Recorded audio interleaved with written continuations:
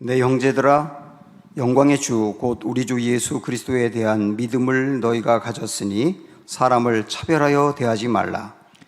만일 너희 회당에 금 가락지를 끼고 아름다운 옷을 입은 사람들이 들어오고 또 남노한 옷을 입은 가난한 사람들이 들어올 때 너희가 아름다운 옷을 입은 자를 눈여겨보고 말하되 여기 좋은 자리에 앉으소서 하고 또 가난한 자에게 말하되 너는 거기 서 있든지 내 발등상 아래에 앉으라 하면 너희끼리 서로 차별하며 악한 생각으로 판단하는 자가 되는 것이 아니냐. 내 사랑하는 형제들아, 들을지어다.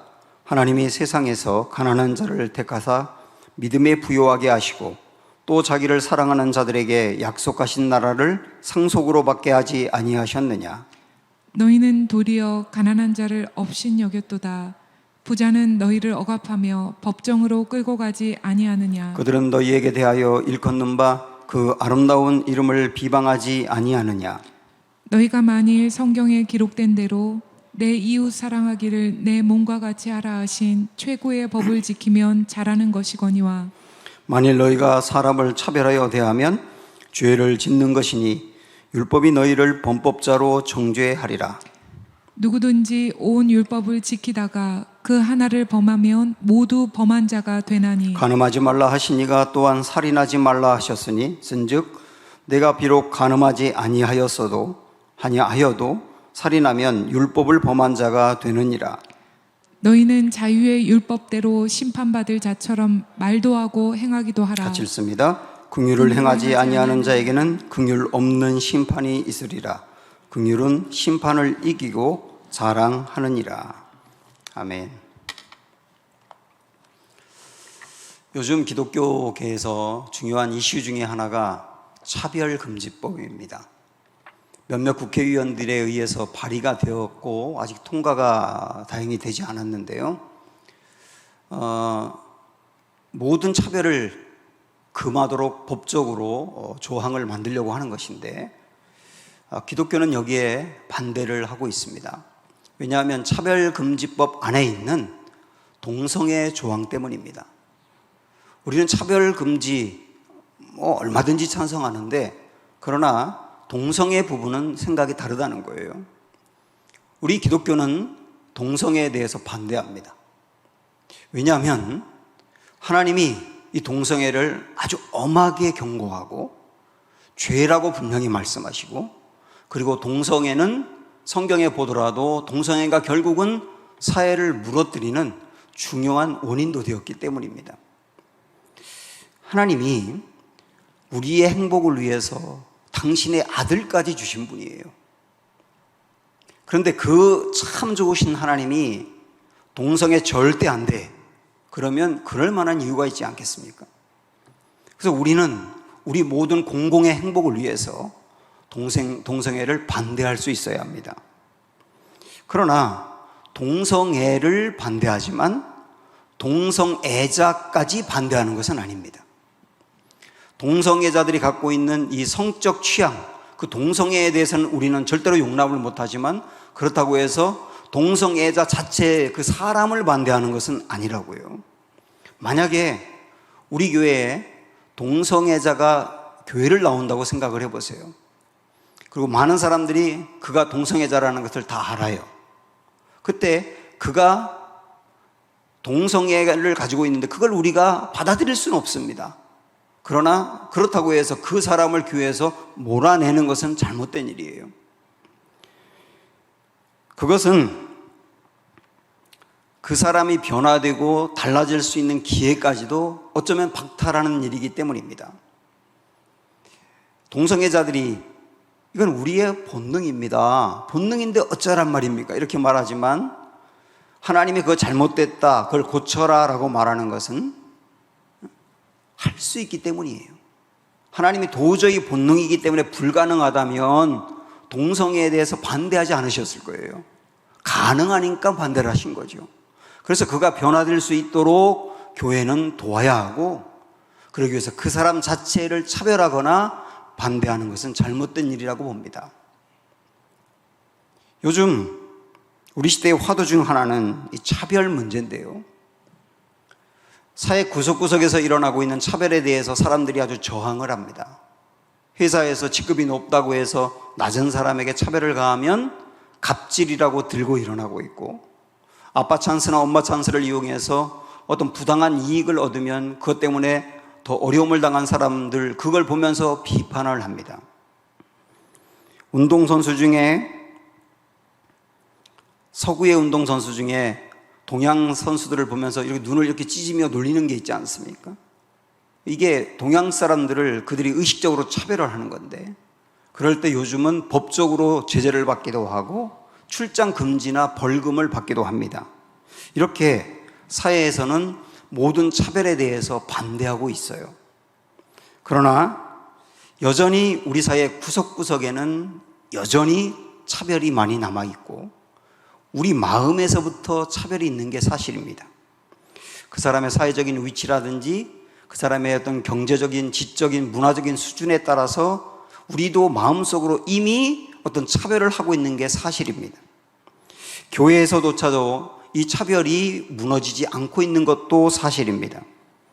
그러나 차별은 없어져야 됩니다.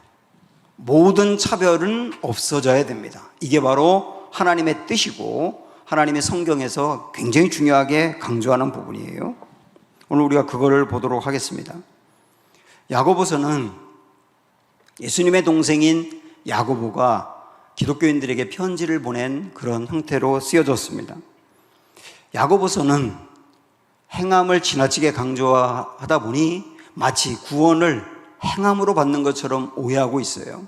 그러나 야고보서에서도 구원을 행함으로 받는다고 말하지 않고 구원받은 믿음을 어떻게 입증할 수 있느냐, 그것은 행함으로 보여줄 수 있다는 거예요. 그래서 행함이 구원의 조건이 아니라 구원받은 결과라고 하는 것을 보여주는 게 야고보서거든요. 그래서 행함이 없는 믿음은 죽은 믿음이다라고 하는 이 말씀이 야고보서 전체의 주제다, 이렇게 볼 수가 있습니다. 자, 그렇게 그리스도의 행함을 강조하는 것 중에 오늘 우리가 읽은 2장에서는 차별의 문제를 거론하고 있습니다. 차별하지 말라라고 하는 거예요. 특별히 교회 안에서 가난한 사람에 대하여 차별하지 말라, 엄하게 명령하시는 게 오늘의 말씀입니다. 아마도 이때 당시에 교회에서도 가난한 사람과 부자에 대해서 대우하는 게 달랐던 것 같아요. 그래서 1절에서 이렇게 말씀을 시작하고 있습니다. 1절 보세요. 내 형제들아, 영광의 주 우리 주 예수 그리스도에 대한 믿음을 너희가 가졌으니 사람을 차별하여 대하지 말라. 아주 단정적으로 그렇게 시작을 하고 있습니다. 그러면서 이어서 하나의 예를 들고 있거든요. 두 사람이 회당, 우리 쉽게 교회라고 이해를 하죠. 교회에 왔습니다. 한 사람은 금가락지를 끼고 옷이 아주 화려해요. 누가 봐도 대번 굉장히 부자로 보입니다. 이때 당시에는 그 옷이 그 사람의 신분을 보여줬기 때문에 옷을 입은 걸 보니까 상당한 지위가 있는 사람이라는 것을 알 수 있어요. 그런데 또 한 사람이 왔는데 그 사람은 행색이 아주 초라하고, 그리고 대번 누가 봐도 가난하다는 것을 알 수 있어요. 이 두 사람이 함께 교회에 왔습니다. 그때 부자가 오니까 사람들이 아주 반기면서, 그리고 그에 대해서 신경을 많이 쓰면서 혹시라도 그가 마음이 불편해가지고 또 안 나오면 어떡하나라고 하는 마음으로 전전긍긍하고, 여러 사람이 달려들어서 여기 앉으세요, 여기 좋은 자리에 앉으세요, 그렇게 안내하더라는 거예요. 그런데 가난한 사람에 대해서는 누구도 신경을 쓰지 않고 그 사람이 서 있든지 바닥에 앉든지 관심을 두지 않더라는 겁니다. 이 이야기가 예로 있는 것은 이때 당시에 교회에서조차도 이런 경제적인 것 때문에 차별이 있었다는 것을 보여주고 있어요. 오늘날 교회에서도 사람을 외모로 판단하고 외모로 그 사람의 가치를 평가하는 일들이 있을 수 있습니다. 목사인 저도 목회하면서 그런 적이 한 번도 없었다고 자부할 수가 없습니다.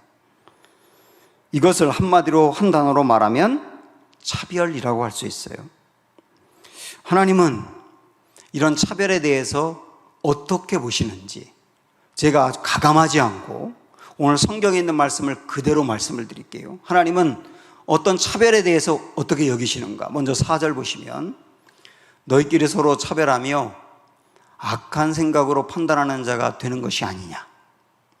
하나님은 차별을 악한 생각이라고 말씀하십니다. 제가 생각을 해봤어요. 부자가, 이때 당시에 화려한 옷을 입은 부자가 교회를 왔다면 이 사람은 겉으로 볼 때는 굉장히 부유하고 화려해 보여도 그 사람 마음은 뭔가 공허한 게 있고 문제가 있기 때문에 교회를 온 거예요. 그래서 이 사람은 교회에 와가지고 그래서 뭔가 마음의 위로도 받고 소망도 얻고 싶어서 교회를 나온 겁니다. 그런데 교회를 오자마자 세상의 사람들처럼 자기에게 교인들도 굽실거리는 거예요. 세상에서도 자기를 보면 돈이 많다고 해서 사람들이 꾸벅꾸벅하고 그러는데 교회는 다를 줄 알았는데 교회에서도 똑같습니다. 야, 나 여기서 위로받고 여기서 소망 얻고 싶어서 왔는데 여기와 저기가 다를 게 하나도 없는 곳이구나 라고 생각할 때 이 사람이 더 이상 교회를 나오겠느냐라고 하는 거죠. 반대로 아주 가난한 사람은 세상에서 이렇게 저렇게 치이다 보니까 교회에서 정말 힘을 얻고 싶어요. 그래서 교회를 나왔거든요. 그런데 교회를 오니까 세상과 다를 바 없이 여기서도 치이는 거예요. 그럴 때 내가 여기에 있을 곳이 아닌가 보다라고 생각하면 더 이상 나오지 못하게 되는 것이 아니겠느냐. 그래서 교회에서 차별을 한다면 차별을 좋은 대우를 받는 사람이든 그 반대의 경우든 결국은 주님께로 나오는 길을 막을 수 있으니 그래서 악한 생각이다 이렇게 말씀하는 겁니다. 우리 예수님이 말씀하셨던 한 구절이 생각이 나는데요. 마태복음에 보면 이런 말씀이 있어요. 누구든지 나를 믿느니 이 작은 자 중 하나를 실족하게 하면 차라리 연자맷돌이 그 목에 달려서 깊은 바다에 빠뜨려지는 것이 나으니라 이렇게 말씀하셨어요. 여기 연자맷돌이라고 하는 것은 어떤 농기구인데 굉장히 무겁습니다. 그거를 어떤 사람의 목에 이렇게 매게 한 다음에 연자맷돌과 그 사람을 한꺼번에 같이 바다에 빠뜨린다면 어떻게 될까요? 그 연자맷돌의 무게가 너무 무거워서 도저히 그 바다에서 이 사람이 살아날 수가 없고 죽게 될 거라는 겁니다. 주님은 이 비유를 들면서 어떤 사람을 실족하게 하는 것은 그 사람 목에 연자맷돌을 메고 바다에 빠뜨리는 것처럼 그를 죽이는 일이라는 거예요. 그를 죽이는 일이다. 그래서 누군가를 실족하게 하는 것을 아주 엄하게 말씀하신 겁니다. 남을 실족하게 하는 일 중에 중요한 일이 차별이라고 볼 수 있는 것이죠. 그래서 누군가를 차별하는 건 우리 주님이 악한 생각이다 이렇게 보신 거예요. 자, 이어서 오늘 말씀을 또 보면 악한 생각이라고만 하셨을 뿐만 아니라 차별을 율법과 연관을 하고 있습니다. 자, 8절 9절 이 말씀을 볼까요?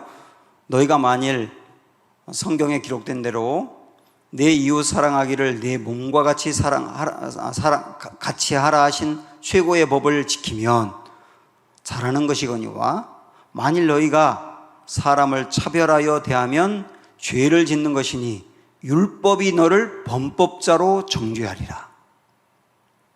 자, 이 말씀은 뭡니까? 차별하는 것은 죄를 짓는 것이라는 거예요. 율법을 어기고 죄를 짓는 것이다. 율법의 핵심은 하나님을 사랑하고 이웃을 내 몸처럼 사랑하라고 하는 것인데 차별은 절대로 내 몸처럼 사랑하는 게 아니니 차별은 죄를 짓는 것이다. 율법을 어긴 것이라 범법자가 되는 것이다. 여러분도 그렇게 생각해 보셨어요? 이렇게 말씀하고 있어요. 또 하나, 이번에 12절 13절에 보면 차별하는 것을 또 이렇게 말씀합니다. 너희는 자유의 율법대로 심판받을 자처럼 말도 하고 행하기도 하라. 긍휼을 행하지 아니하는 자에게는 긍휼 없는 심판이 있으리라. 여기 보면 심판이 있다고 말씀했어요. 이 차별을 이야기하고 있는 것인데 차별에 대해서 심판이 있다고 말씀하셨다고요. 정리하면 이렇습니다. 차별을 두고 하나님은 뭐라고 여기시느냐? 악한 생각이다. 죄를 짓는 것이다. 그리고 그에 따라 심판이 있다. 여러분, 여기서 하나님의 마음이 보이시나요?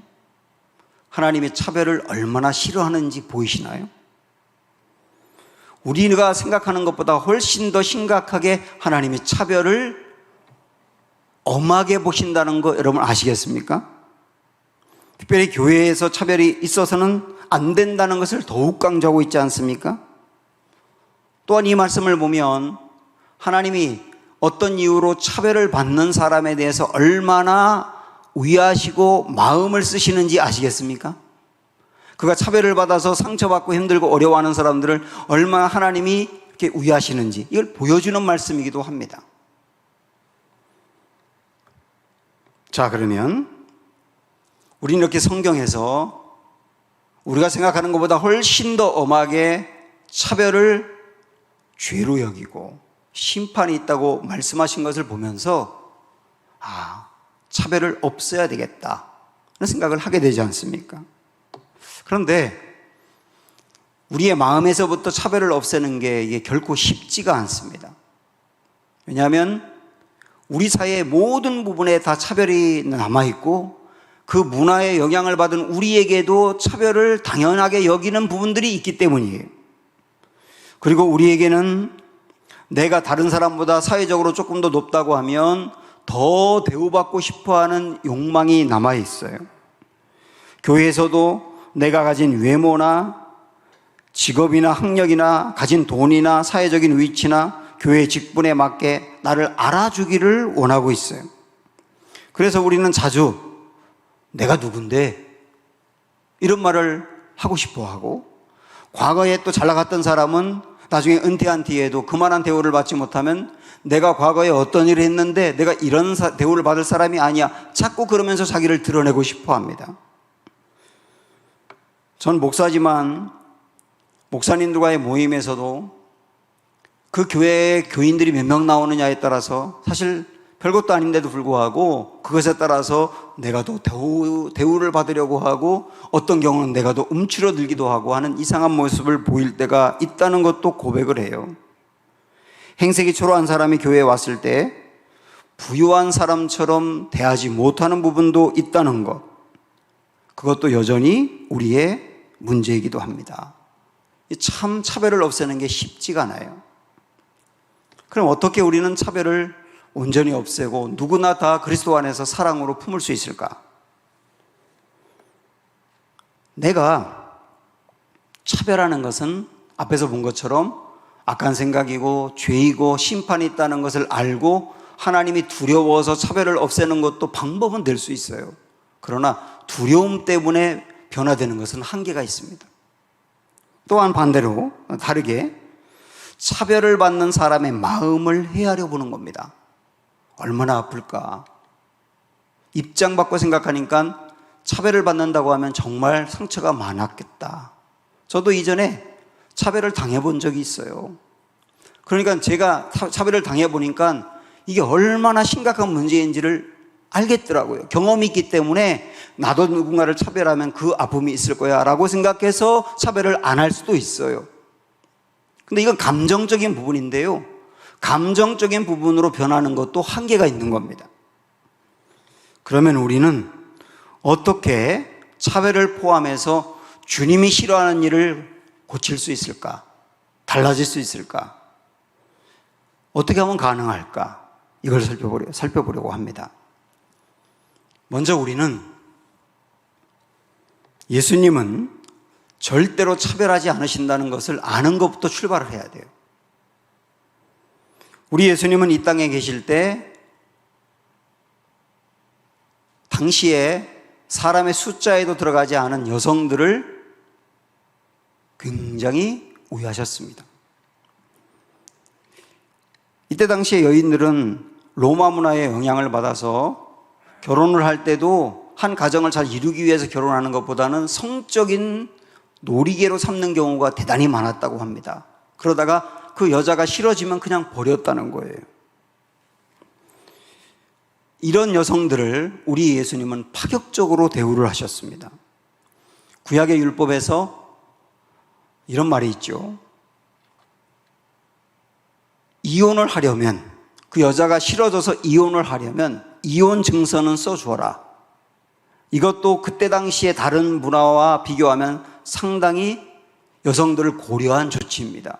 왜냐하면 이혼 증서가 있으면 재혼할 수가 있었거든요.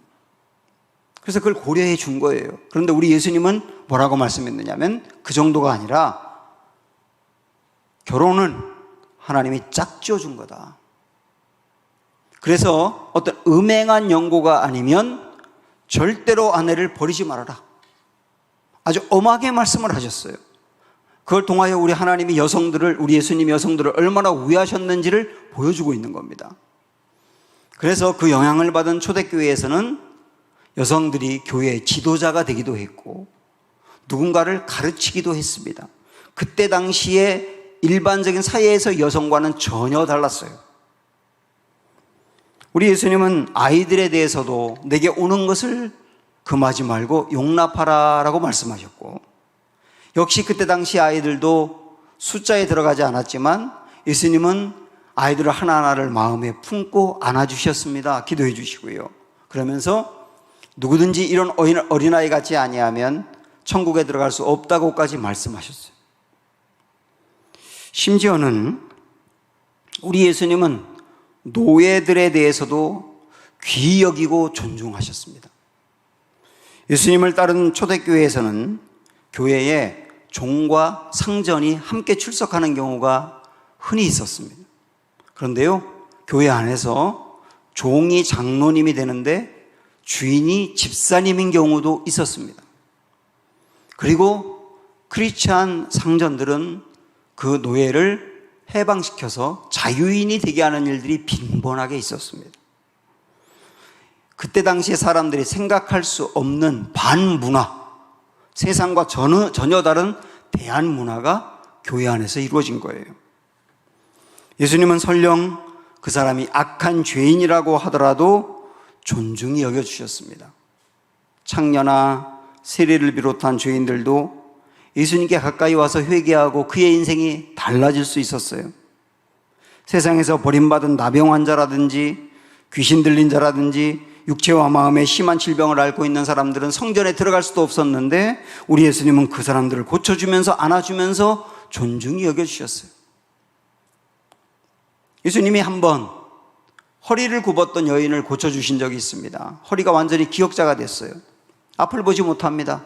그 여인을 고쳐서 허리를 이렇게 펴주면서 그거로 끝낸 게 아니라 일부러 의미 있게 우리 예수님은 뭐라고 말씀하셨느냐면 이 여인은 아브라함의 딸이다. 그 말은 뭐냐면 당신 허리만 피고 육체만 고쳐진 게 아니라 이제는 당당하게 내가 아브라함의 딸인 유대인이야 라고 하는 그 마음을 갖고 당당하게 살아가, 이렇게 말씀하신 거예요. 우리 예수님은 육체도 마음도 치료해 주면서 그때 당시 사람들이 허리 굽은 여인에게 무슨 죄를 졌길래 저 병에 걸린 거야 라고 이렇게 면박을 줄 때 우리 예수님은 그 사람을 존중히 여기신 거예요. 예수님은 어느 누구도 차별하지 않으셨습니다. 바리새인들을 포함해서 권력 있는 사람들도 차별하지 않으셨어요. 물론 그 사람들을 꾸중하고 혼을 낸 적이 많습니다만은 그게 차별이 아닙니다. 만약에 돈이 있고 권력이 있다고 차별했다면 역차별인 거죠. 우리 주님은 바리새인 같은 사람들은 꾸중을 듣고 혼이 나야 변화가 되기 때문에 그래서 그들에게는 모질게 대하신 것이지 차별하신 게 아닙니다. 예수님은 지적인 수준, 돈이 있든지 없든지 권력이 어떻든지 이념이 어떠하든지 성별이나 피부색 등에 전혀 관심이 없었고요. 누구나 다 내게 오라 라고 말씀하신 분이에요. 로마서 2장 11절에 있는 말씀을 그대로 사신 분입니다. 이는 하나님께서 외모로 사람을 취하지 아니하심이라. 우리 예수님이 그러셨어요.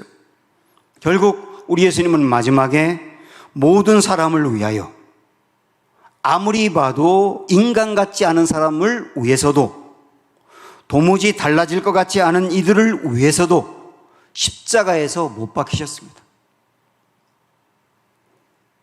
십자가가 필요하지 않을 만큼 완전한 사람도 없고 십자가로도 안 될 만큼 불가능한 사람도 없다는 것을 주님이 보여주신 거예요. 모든 사람을 위한 십자가였던 겁니다. 이 십자가야말로 나는 어느 누구도 차별하지 않는다, 어느 누구도 내 사랑을 받을 수 있고 달라질 수 있다는 것을 보여준 예수님 사랑의 종결판이에요.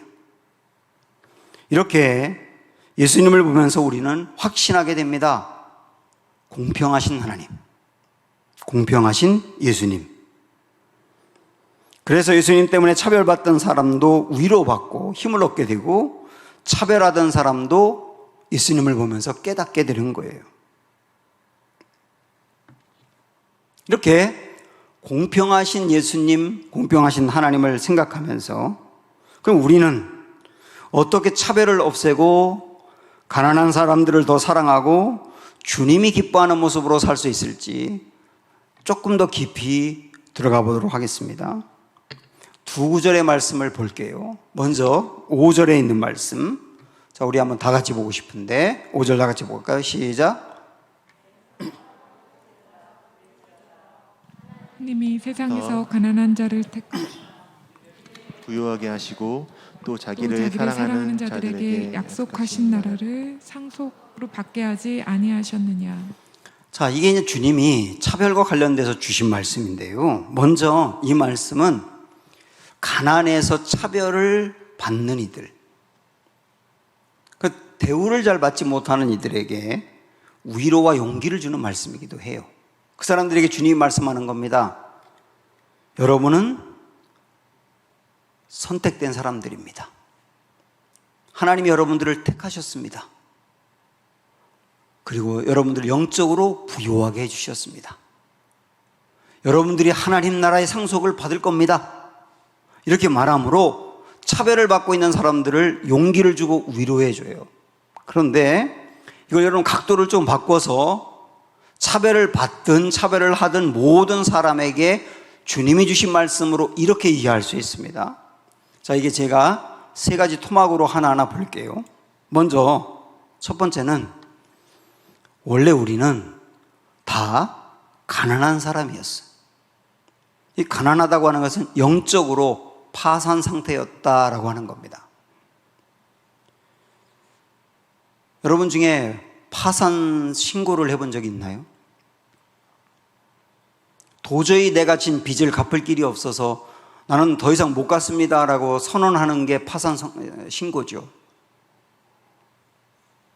근데 영적으로 파산 상태라고 하는 걸 여러분 아십니까? 모든 사람은 전부 다 내가 지은 죄를 스스로 해결하고 갚을 길이 없는 파산 상태였던 거예요. 이거를 다르게 말하면 가난한 상태였다고 할 수 있는 겁니다. 영적으로 가난한 사람이 된 거예요. 그래서 우리는 하나님, 저 어떻게 해요? 저의 힘으로 죄를 해결할 수도 없고 행복할 수도 없고 하나님 앞에 갈 수도 없는데요. 이렇게 고백할 수밖에 없는 거예요. 이게 모두 다 영적인 파산 상태를 말합니다. 두 번째, 가난한 우리를 주님이 부욕해 해주셨습니다. 영적으로 부요함을 얻게 되었습니다. 파산 신고를 했던 사람이 어떻게 하면 부유해질 수 있습니까? 길은 이거 하나밖에 없어요. 어떤 사람이 그 사람이 갚을 수 없는 빚을 대신 갚아주고 그 사람이 앞으로도 넉넉하게 살 수 있도록 도와주는 길밖에 없어요. 그때 가난했던 사람이 부유해지는 거잖아요. 영적으로 파산 상태였던 우리가 어떻게 부유해질 수 있을까요? 그것은 우리가 죄값을 절대로 지불할 수 없기 때문에 영적인 파산 상태인데 그것을 주님이 해결을 해주고 하나님의 자녀로 당당하게 살 수 있도록 우리를 부욕해 주신 거예요. 예수님이 팔복 말씀 중에 첫 번째로 하신 말씀 기억하시죠? 심령이 가난한 자들은 복이 있나니. 그럼 그걸 어떻게 이해하십니까? 심령이 가난한 자들이라고 하는 말은 영적인 파산 상태에 빠진 것을 인정하는 사람들이에요. 저 주님 영적인 파산 상태입니다 하고 인정하는 게 심령이 가난한 자들이에요. 근데 그들에게 복이 있다 그랬어요. 그리고 어떤 복을 받느냐고 했냐면 천국이 그들의 것이다. 이처럼 영적인 파산 상태인 것을 인정하고 저 스스로 이걸 해결할 길이 없어요 라고 하나님의 도움을 구하며 고백하는 사람에게는 우리 예수님이 영적인 파산 상태를 해결하고 하나님의 자녀인 부욕해 하는 곳으로 인도하신다는 거예요. 하나님의 자녀가 되고 생명을 얻고 하나님의 나라를 상속받는 천국이 그들의 것이 된다는 거잖아요. 이게 우리가 받은 복이죠. 그럼 세 번째, 가난한 우리를 부욕해 하려고 그렇게 만들어주려고 예수님이 가난해지셨다는 걸 아셔야 돼요. 영적인 파산 상태인 우리를 영적으로 부요한 사람으로 만들어주기 위해서 우리 예수님이 가난해지셨다는 거예요. 우리 예수님이 대신 버림받고 대신 고난을 당하고 대신 벌을 받고 대신 저주를 받는 가난한 자리로 내려가심으로 인해서 영적인 파산 상태였던 우리가 부요한 사람이 되었다. 이 세 가지를 생각을 해보십시오. 이 세 가지를 정말 알 때, 내가 받은 것이 어떤 것인지를 정말 알 때, 그때 우리는 나 같은 사람을 차별하지 아니하고 은혜와 사랑을 베풀어 주신 그 주님의 사랑이 내 안에서 역동하기 때문에 그 사랑으로 차별하지 않게 되며 가난한 자를 사랑하게 되며 가난한 자를 위해서 나눌 수 있게 되는 거예요. 이거 안 하면 벌 받을 거야. 그래도 내가 받은 게 있으니까 의무와 책임으로 해야지. 이런 것으로는 안 되고 내가 주님으로부터 받은 은혜가 얼마나 큰지를 정말 내 마음에 생생하게 깨달을 때 그때 우리는 자연스럽게 나누는 사람이 되고 차별하지 않는 사람이 될 수 있다는 거예요. 자, 그러면 오늘 말씀에 또 한 구절을 보려고 합니다. 우리 13절 말씀을 볼까요? 이것도 다 같이 읽어보겠습니다. 13절 시작. 긍휼을 행하지 아니하는 자에게는 긍휼 없는 심판이 있으리라. 긍휼은 심판을 이기고 자랑하느니라. 자, 여기 보면 긍휼을 행하지 아니하는 자에게는 긍휼 없는 심판이 있으리라. 우리가 바로 그런 사람이었기 때문에 긍휼 없는 심판을 받을 수밖에 없었어요. 그런데 우리가 받아야 될 그 심판을 우리 예수님께서 대신 받으신 겁니다. 그래서 우리를 심판이 아니라 구원의 자리로 인도를 하신 거예요. 여기 맨 끝에 보면 긍휼은 심판을 이긴다 그랬지 않습니까? 우리 주님이 사랑으로 우리가 받아야 될 심판을 이기고 우리를 거기서 건져내셨다 그 말 아닙니까? 왜 이런 사랑을 베풀어 주셨느냐? 오직 긍휼 때문이에요. 자비 때문이라고요. 왜 그렇게까지 하셨나요? 왜 버림받을 우리를 위해서 당신이 버림을 당하시고 저주받을 우리를 위해서 당신이 저주를 당하시고 죽임당할 나를 위해서 왜 당신이 죽임을 당하셨나요? 왜 그러셨나요? 라고 물어본다면 주님이 하신 말씀이 긍휼 때문이야. 자비 때문이야. 너를 그대로 버림받고 멸망받고 저주받도록 둘 수 없는 나의 뜨거운 긍휼 때문이야. 내가 너를 그냥 그렇게 버려둘 수가 없었어. 그 사랑을 우리가 입었다는 거예요. 그래서 우리는 정말 내가 긍휼을 입었다는 것, 지금도 이 긍휼이 나를 지키시고 나에게 복을 주신다는 것, 이것을 정말 알 때, 내가 긍휼을 입은 자라고 하는 걸 정말 알 때 내 안에서는 긍휼이 여기는 마음이 생기는 거라고요. 그래서 낮은 자를 긍휼히 여기고 부족한 자를 긍휼히 여기고 차별하지 아니하며 그 사람들을 품고 나눌 수 있는 겁니다. 예수님의 사랑을 정말 알고 그 예수님의 사랑으로 내 가슴이 뜨거워질 때 우리 안에는 예수님의 DNA가 생기게 돼 있어요. 예수님의 DNA는 누구든 차별하지 않고 포기하지 않고 품어주시는 그 마음과 성품입니다. 예수님의 마음의 최고의 성품은 긍휼히 여겨주시는 것이죠. 우리가 이걸 정말 할 때 내 안에서 그런 사랑이 흘러가게 되겠다. 그것으로 우리는 차별하지 아니하며 사랑하는 삶을 살 수 있다. 이렇게 말씀하는 겁니다. 그래서 우리는 이런 마음을 가지고 나아가야 되는 겁니다. 자, 그런데 마지막으로 한 개 더 생각을 해봤습니다. 이렇게 말씀을 드리더라도 이렇게 가난한 자에게 나누고 사랑하고 베풀고 차별하지 아니하며 품어라 라고 하는 말씀을 가질 때 사람들이 이의 제기를 할 수 있겠다. 세 가지 이의 제기를 할 수 있겠다. 이런 생각이 들어요. 그 세 가지 이의 제기에 대해서 우리 주님은 또 뭐라고 반론하시는가? 한번 여러분 같이 보고 싶습니다. 첫 번째, 내가 가진 모든 것은 다 내 것인데 왜 남을 도와야 하나요? 이렇게 생각하는 분이 있을 수 있어요. 내가 벌어서 내가 수고해서 내 것이 되었는데 왜 그걸 내가 남에게 나누어 주어야 됩니까? 이렇게 생각하는 분들이 적지 않거든요. 이것에 대해서 반론 한번 해볼까요? 만약에 말입니다, 예수님이 우리에게 그러시는 거예요. 내 것이니까 내 것인데 왜 남을 돕느냐고? 그러면서 만약에 예수님이 내 피는 내 것이고 내 생명은 내 것인데 라고 생각하셨다면 우리는 지금 어떻게 되었을까? 이걸 생각을 해보셔야 되는 거예요. 두 번째, 가난한 자들은 게으르게 살았기 때문에 받을 자격이 없습니다. 이렇게 이의를 제기하는 분이 있어요. 예수님 뭐라고 말씀하실까요? 영적으로 파산 상태인 가난한 사람들을 바로 너희들이 그렇게 자격 없는 사람이었어.